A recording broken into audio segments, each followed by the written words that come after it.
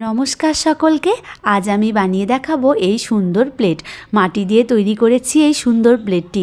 আমি কিন্তু একটা বানাইনি, এরকম প্লেট আরও 4টে রয়েছে আমার কাছে। আমার এতটাই পছন্দ হয়েছে তাই আমি আরও 3টে বানিয়ে ফেলেছিলাম। চলো তোমাদেরকে একটু দেখিয়ে দিই।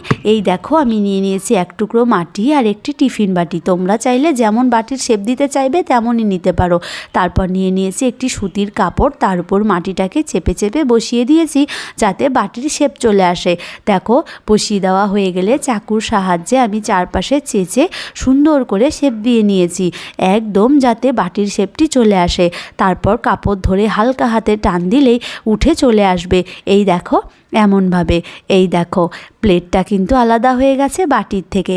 এবার চলো প্লেটটিতে আমি কিভাবে ডিজাইন করব সেটি তোমাদের দেখাই। প্লেটটিতে ডিজাইন করার আগে আমি অল্প একটু মাটি মাঝখানে একটু সুন্দর করে বসিয়ে লেপে চেপে নিয়েছিলাম যাতে ফেটে না যায়। তারপরে দুটো আঙ্গুলের সাহায্যে এভাবে ডিজাইন করে নিয়েছি।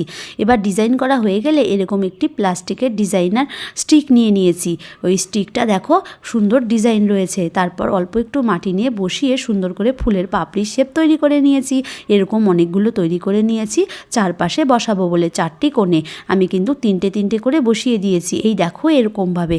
তারপর বসিয়ে দেওয়া হয়ে গেলে গ্লাসের সাহায্যে আমি মাঝখানে রাউন্ড শেপ দিয়ে নিয়েছি। এভাবেই প্লেটটিতে ডিজাইন করা হয়ে গেলে সুন্দর করে শুকিয়ে নেওয়ার পরে তোমরা চাইলে তোমাদের ইচ্ছে মতো রং করে নিতে পারবে।